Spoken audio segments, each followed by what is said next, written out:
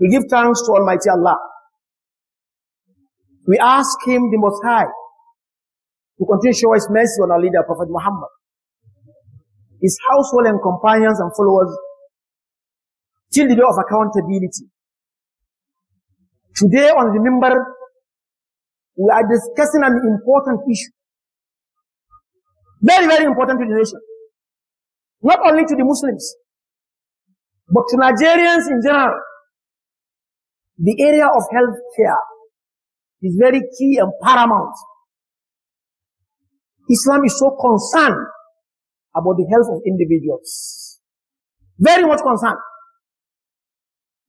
That's why Allah mentioned in the Quran the trial and temptation of sickness.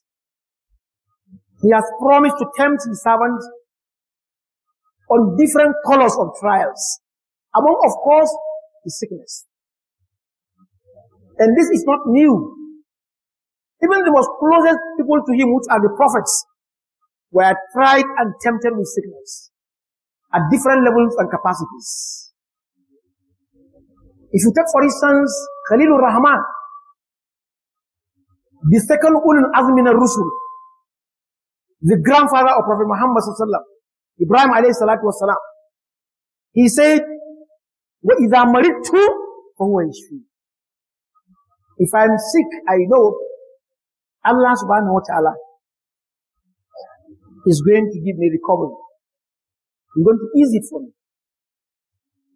Ayub, Job, he was tried and tempted. Very critical. To the extent he was suspended in the society. He shouted and cried to Allah. وَأَيُّبَ إِذْ نَادَى رَبَّهُ أَنِّي مَسَّنِيَ الضُّرُّ. I am tried with mistress, with sickness, with disease. People suspended me. And Allah answered his prayer. And Allah cured him. فَاسْتَجَبْنَا لَهُ فَكَشَفْنَا مَا بِهِ مِنْ دُرٍ. We answer his call. We cure him.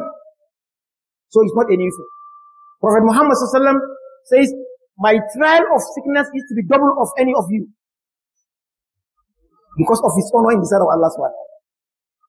And that's why in Sharia, Islamic jurisprudence has so much have concern for those who are weak, that some of the laws were softened on them. Like fasting, for instance. If you are sick, Islam allows you to delay, not to fast, until when you recover. And the verse is categorical in Baqarah. The same applies to the Hajj. If you had some sickness, some diseases, some growths in your head, between your hairs, that you cannot make a cut, skin cut, or even low cut, Sharia allows you in Hajj not to barb your head. You compensate that. Even Salat, if you are sick and you cannot stand as you are going to stand for Juma prayer, you are allowed to sit down. If you cannot sit, you are allowed to lie down and pray. You are allowed to pray in all conditions. That's why if you are sick in the hospital or home, that you cannot walk, you cannot even perform ablution, you perform your salat in all conditions. Without even ablution is acceptable. That shows how easy Islam is, or how simple, how dynamic Islam is. It's not difficult. And Allah says, as to that regard, when He allowed the sick and the traveler to delay his fasting, He said, يُرِيدُ اللَّهُ بِكُمُ الْيُسْرَ وَلَا يُرِيدُ بِكُمُ الْعُسْرَ وَلْتُكْمِلُوا الْعِدَّةَ وَلْتُكَبِّرُوا اللَّهَ عَلَى مَا هَدَاكُمْ وَلَعَلَّكُمْ تَشْكُرُونَ. Brothers and sisters, our nation, and particularly our leaders, need to give extra attention to the healthcare sector of a matter of urgency. This is not to criticize them or to underrate them. Never. The damage has been there for decades. And that will not stop mentioning it at any important occasion like this nature. And this is not to point a finger of accusation to an individual in the corridor of power, but rather to lament the challenges and the crisis of this nation, particularly the health sector. It is very important. Most of our health facilities are not updated. Some are not current. Some are not living there at all. That's why you find it very easy for our leaders to leave the country when they are sick. Because the facilities are not there. And let me mention with no apology, with a very concrete research. Our medical personnel, they are well trained, they are competent, they are confident, they are confidential in their ethic. Muslim and non-Muslims alike. Let me tell you, at times, when the gadgets and the facility to detect your sickness is there, they use their experiences and their brain. Where in other countries that are less economical power than we are having machine to detect exactly what is worrying you. These personnel must be appreciated. And you can understand this better. When they're abroad, they are being termed as the most excellent personnel in health care. No Nigerian ever go to anywhere and fail. Go to Saudi Arabia and see them. Muslims and non-Muslims. The record of them in Britain and other countries. And that's why they are flying away. And do you know the amount used in training a doctor? After the suffering on them, they fly away. So as to perform. The Minister of Health said this, and I'm quoting him. Then go and verify. He said, between 15,000 and 16,000 doctors, I'm quoting him valid, left this country between now and 5 years backward for other countries. Not 100. 1,000 is 100 times 10. 15,000. This is an authority. In fact, the first authority on behalf of the president, that the Minister of Health, is saying this. Another very important personnel in health said all our health professionals, when I say all of them, I mean the doctors, the nurses, the pharmacists, the medical laboratory scientists, all of them are only 300,000 in this country. Go and check too. Google it. Taking care of 200 million and above. It's very unfortunate. Now, something urgently must be done on this, or else Allah is going to ask all of us.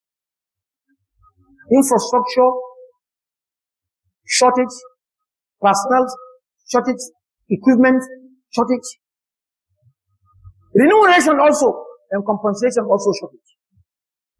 These are clear facts. That's why most Nigerians are the ones you see abroad going for medical treatment. And those countries earn from that. And we can do better because we have the personnel.